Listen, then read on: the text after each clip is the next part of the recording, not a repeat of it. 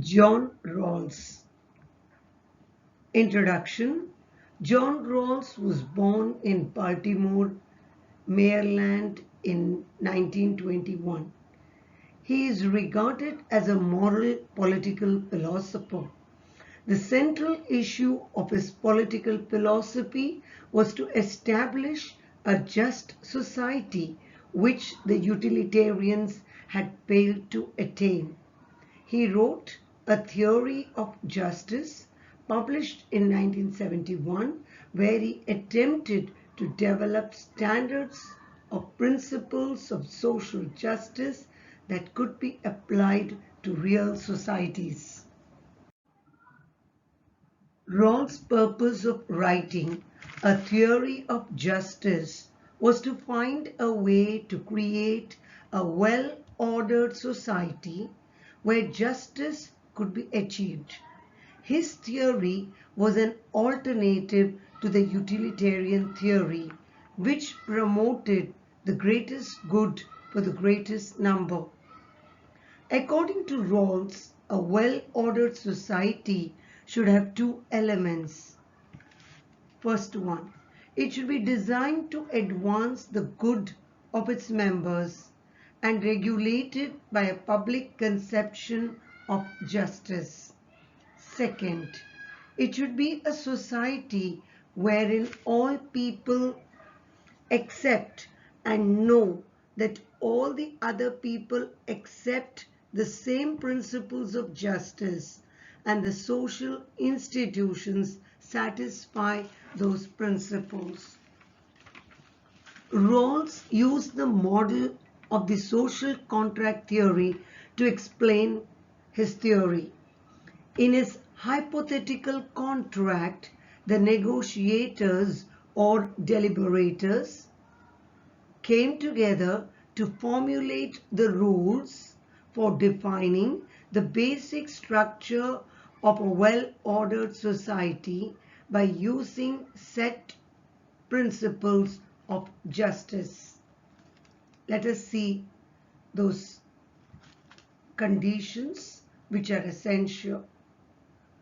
Circumstances of justice is described as the conditions under which human cooperation is both possible and necessary. Unless these circumstances are met by the society, it would not be possible to make just laws. The two kinds of circumstances of justice are objective and subjective circumstances. Objective circumstances are those concerning the natural state of the society. Its inhabitants must live in a defined geographical territory and are roughly equal in physical and mental powers, so none can dominate others, are vulnerable to attack, and are subject to having their plans blocked by others. Rawls held that the most significant objective circumstance of justice is the one in which the resources available to society are moderately scarce. On the contrary, if resources are abundant and easily available for anyone to use, then nobody will need anybody's help, making social cooperation unnecessary. And if the resources are too scarce, these will not be enough scope for social cooperation. Subjective circumstances are those pertaining to the individuals in the society and their cooperation. It refers to circumstances where few members of the society have conflicting interests in the resources available. When such interests contradict, the mutually advantageous social cooperation, a need for justice arises. Original possession. In this original possession, the deliberators or negotiators' task was to evaluate principles of social justice and select the best principles to govern the basic structure of society. These principles are crucial to ensure that the benefits and burdens of society are fair to all parties. Veil of ignorance. Each one is concerned to advance his own interests and is not interested in the welfare of his fellow negotiators. That is, he is concerned in his pursuit of his own objectives. But it is essential to ensure that the benefits and burden of society are fair to all parties. Therefore, it is essential while making decisions to have a rational mindset. Therefore, Rawls adopted the veil of ignorance.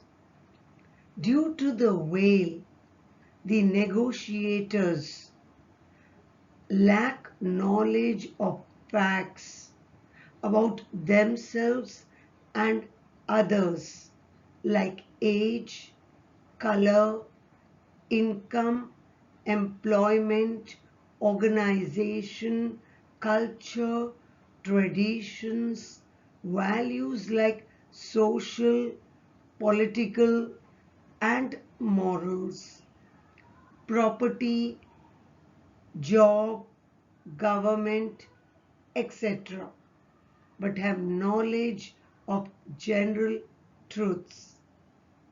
The purpose of the veil is to ensure fair and continuous distribution of social primary goods like liberties, opportunities, income, and wealth to all parties.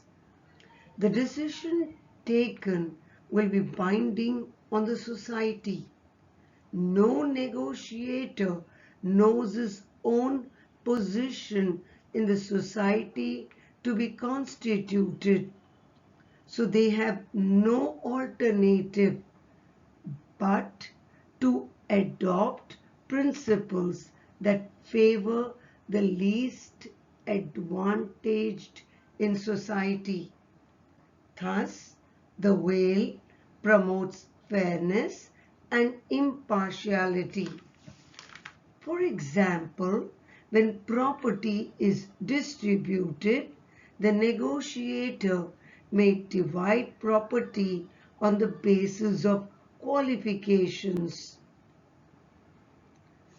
and further his own interest by securing a big share of the property. But behind the veil, since he has no facts about himself or others, he distributes property into equal pieces so that he secures a piece of property just like others. In the original position, every negotiator will insist on maximizing liberty for himself. As a result, the first principle took shape. That is, each person is to have an equal right to the most extensive basic liberty compatible with a similar liberty for others. The basic liberties are freedom of speech, thought, health, sanitation, freedom to travel, and due process of law. Then the negotiators raised the question of distribution of primary goods. Due to scarcity of goods, there is no guarantee that everybody will get what they want. Therefore, there is need to ensure fair or equitable distribution of goods. But the negotiators realized that social and economic inequalities are unavoidable in the process of distribution. Therefore, the second principle took shape, which has to satisfy two conditions. One, they are to be to the greatest benefit of the least advantaged members of society. Two, they are to be attached to offices and positions open to all under conditions of fair equality of opportunity. Thus, Rawls favored maximizing the improvement of the least advantaged members of society. He held that the best jobs in private business and public employment should be open to everyone by providing fair equality of opportunity and by guaranteeing minimum income. Therefore, it is clear that he wanted to establish a social order within the constraint of these principles. He wanted to remove social orders that were discriminatory and provide every citizen with best possible prospects to pursue his life plan. According to Rawls, his first principle holds priority over the second principle, but he believed that both together are necessary for a just society. Points to be noted. Rawls omitted the right to own the means of production, for example, farms, factories, mines, as well as the right to inherit wealth. In his view, these are not basic liberties and hence could be limited for the sake of liberty. The inequalities which he spoke of are the result of inherited characteristics, social class, personal motivation, and luck.